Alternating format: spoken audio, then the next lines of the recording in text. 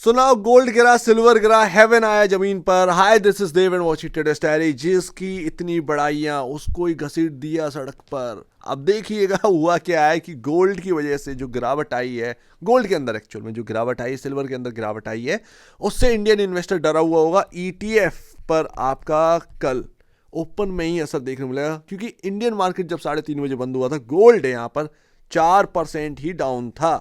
Closing हुई है 11.5% नीचे। Hi, this is Dev and watching today's diary. एक बहुत बड़ा मौका यहां पर ना आपके हाथ में लग चुका है, क्योंकि गोल्ड को एक तरीके से आप ये समझिएगा, जो सिल्वर और गोल्ड में गिरावट आई है, वो गिरावट तो आ चुकी।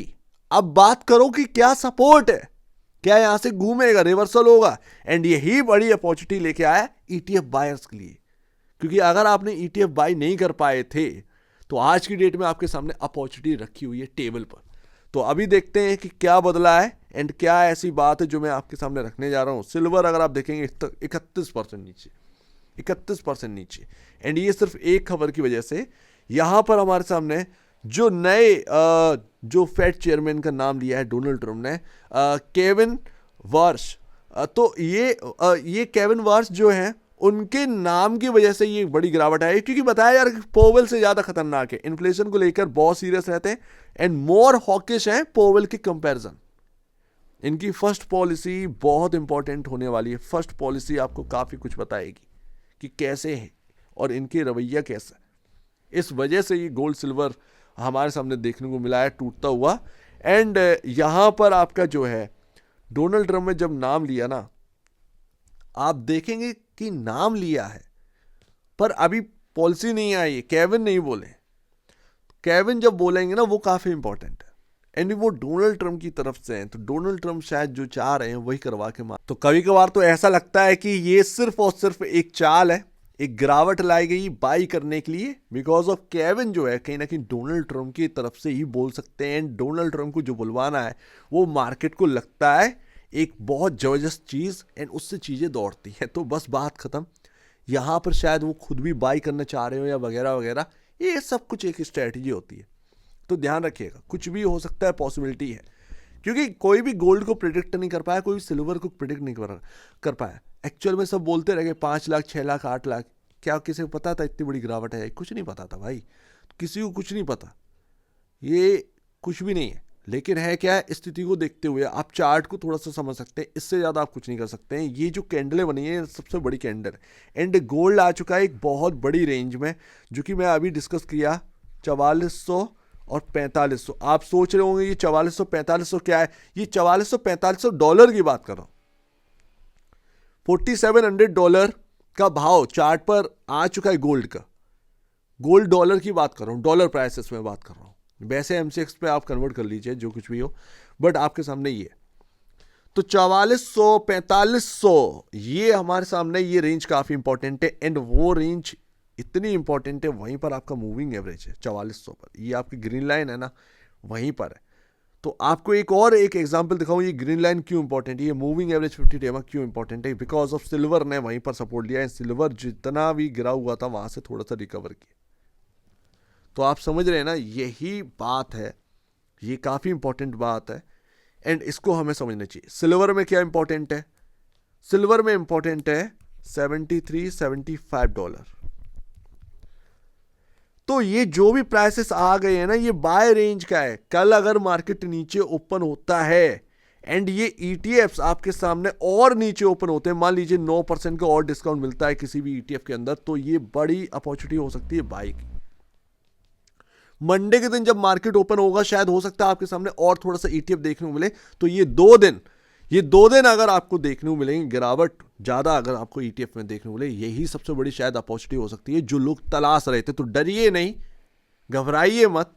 लेकिन अगर आप कोई जगह तलाश रहे थे एंड आप इस गिरावट को देख के डर गए कि नहीं भाई और थोड़ा सा नीचे आया तब मैं देखूंगा या मैं छोड़ देता हूं, आ चुका है। फियर में ही आपको जो है एंटर करना पड़ सकता है, लेकिन वो आपका ये डिसीजन कितना सही होगा कितना नहीं, ये आने वाले टाइम में पता चलेगा। यह बात करने का मोटो जो है वो सिर्फ इतना है कि आपको एक इंपॉर्टेंट लेवल बताना। तो मैं आपको यही बता रहा हूँ, काफी इंपॉर्टेंट जगह पर आ चुका है, ETF बाई के लिए बहुत अच्छा समय आ चुका है।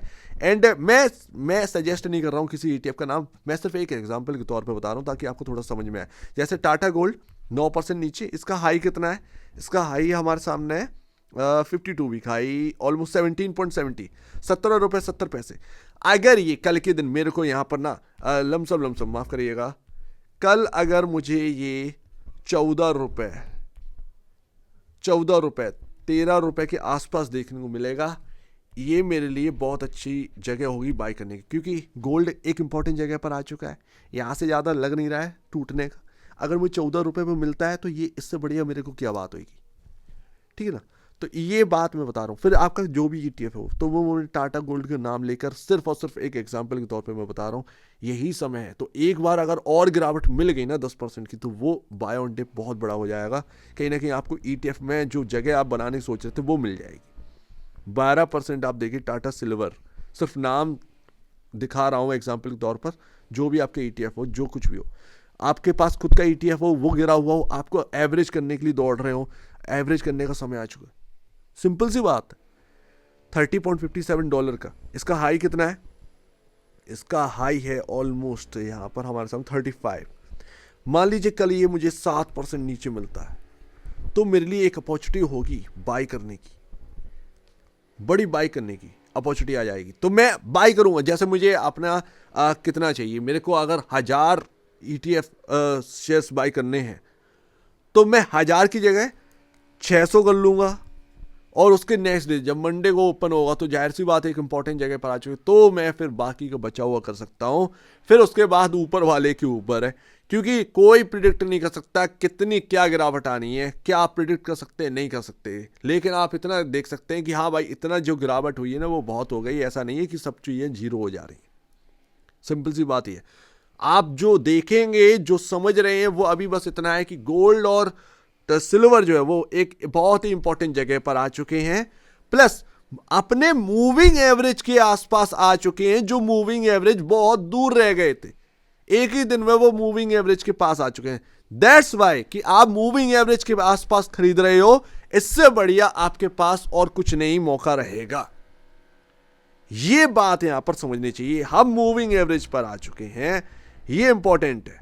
तो आप यहां पर एक बेट ले सकते हैं, क्योंकि गोल्ड में सब बेट ही ले रहे थे। कहने की बात है मेरा इन्वेस्टमेंट, लेकिन सट्टा चल रहा था। चाहे वो ETF हो, चाहे वो आपका इधर हो, आप बेचने की गलती मत करिएगा। अगर आपके पास ETF रखे हुए, आप डरे हुए, बहुत इंपॉर्टेंट जगह पर आ चुका है, यहां से भले रिकवरी में समय ले, फेड चेयरमैन जो बदले जाएंगे, हो सकता है तब तक थोड़ा करके रिकवर हो। बट एक बात ध्यान रखिएगा, गिरावट कहीं ना कहीं पूरी हो चुकी है गोल्ड के अंदर, सिल्वर के अंदर पॉसिबिलिटी है। कल और थोड़ा सा झोंका अगर लग गया तो एक बात की बात है, अदरवाइज कहीं ना कहीं गिरावट पूरी हो चुकी है। गोल्ड के अंदर अगर कोई गिरावट आनी है तो वो 10% का एक गिरावट और आ सकती है, इससे ज्यादा और नहीं, इससे ज्यादा वो डाइजेस्ट नहीं करता।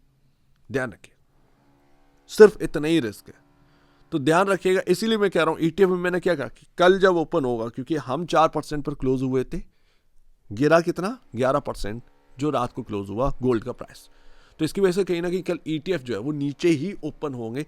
एंड दैट्स वाई कल अगर बाई करते हैं, कल एक करिए, एंड उसके नेक्स्ट डे अगर और कोई गिरावट आती है, आगे थोड़ी सी और गिरावट आती है, क्योंकि कहीं ना कहीं ये वो गैप फिल होना चाहिए, हम गैप के आसपास खड़े, तो वो अगर ऐसा होता है, उसमें बचा हुआ क्वांटिटी बाई करके, फिर वहां से आपका जो लक है वो डिपेंड करता है। सिंपल सी बात है, it's a game of luck.